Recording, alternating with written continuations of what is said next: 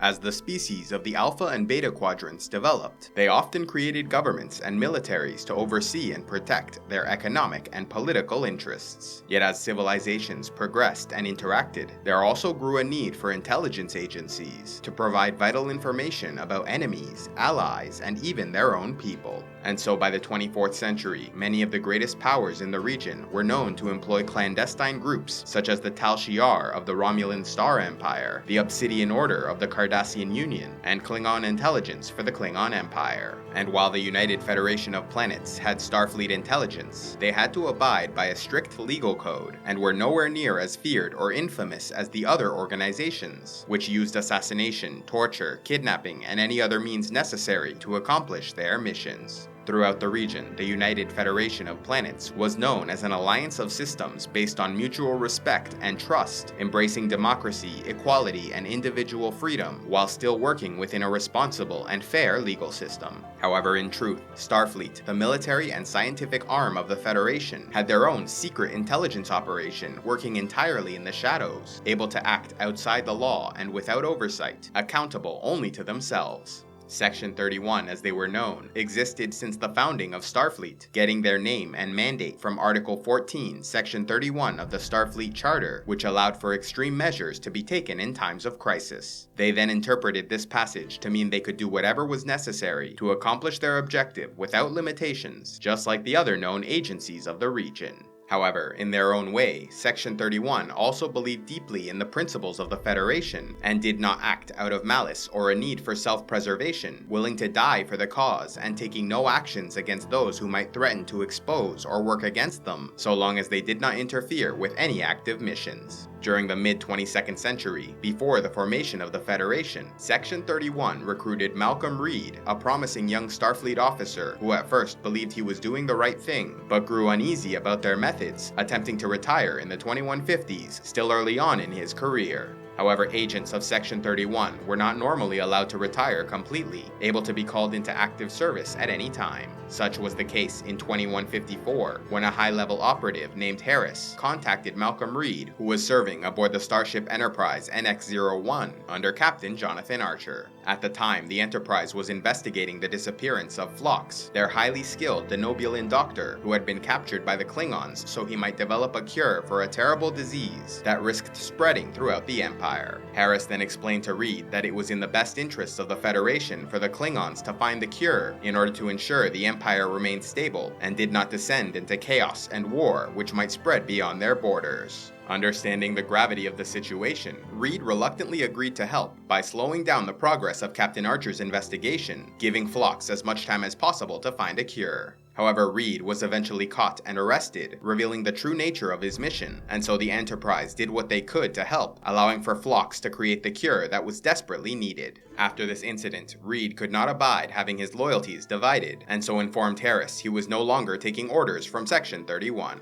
However, just a year later, in 2155, when interspecies peace talks on Earth were being threatened by Terra Prime, a xenophobic terrorist organization that wanted all aliens gone from the system, Malcolm Reed had to contact Harris, asking for his help to stop the terrorist attack. Harris agreed to give the necessary information, thereby placing Reed in his debt, able to be called once more to serve the agency if needed. After the formation of the Federation in 2161, Section 31 continued to work in the shadows, doing whatever was necessary to protect the growing alliance, covertly aiding them both in times of peace and war. In the 2250s, following the devastating conflict between the Klingons and Federation, Section 31 sent an agent to meet and recruit Philippa Georgiou, the former ruler of the Terran Empire in the Mirror Universe, who was transported to a new reality where she temporarily served aboard the starship Discovery, using morally questionable tactics to help the Federation defeat the Klingon threat. Over a century later, in 2374, Section 31 recruited Dr. Julian Bashir, the genetically enhanced chief medical officer aboard Deep Space Nine.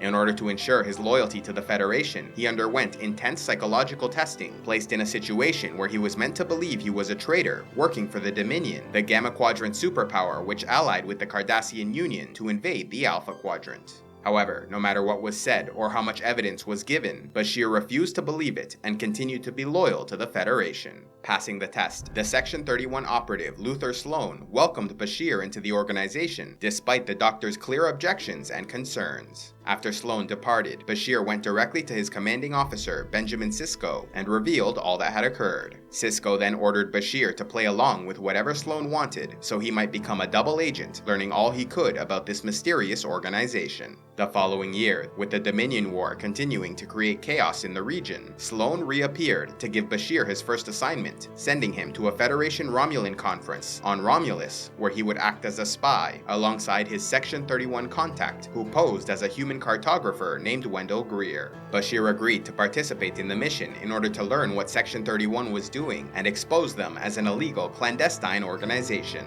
However, Sloan was well aware of Bashir's true loyalties and manipulated the situation to trick the Doctor into working with the Romulan senator, Chimera Kretak, to access Senator Koval's personal database, believing he had been targeted for assassination by Section 31. Although Koval was a political rival to Kretak, she was truly loyal to Romulus and would not allow one of her own people to be killed by an outside organization. However, they were soon apprehended by the Romulan government, who arrested and imprisoned Kretak, accusing her of treason for working with a Federation officer. Bashir then learned that he had been duped and that the plan all along was to eliminate Senator Kretak so that Koval could take power on Romulus, as he was actually an agent of Section 31 who could be trusted to serve the best interests of the Federation. By placing an agent so high up in the Romulan government, they not only ensured that the alliance against the Dominion remained intact, but were well positioned for after the conflict was won, as both the Klingon Empire and Cardassian Union would be severely weakened, leaving only the Federation and Romulan Star Empire as significant superpowers which might one day go to war. Bashir also learned that Admiral Ross of Starfleet, a man he trusted, knew about Section 31 all along, and while he was not a part of the organization, he sometimes worked with them to advance the interests of the Federation.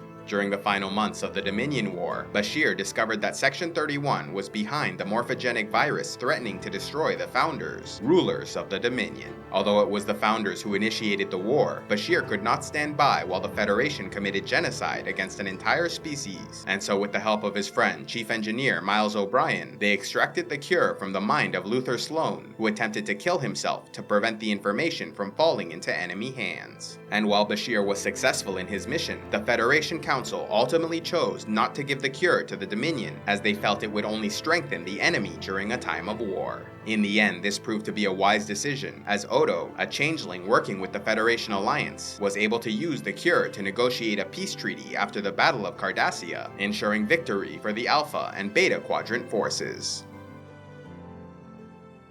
Do your shopping on Amazon? Then why not use the link in the description box below to either the Canadian, American, or UK Amazon sites, where you support the channel with every purchase at no extra cost to you. So if you do your shopping on Amazon anyway, why not use the link below and help support CivilizationEx?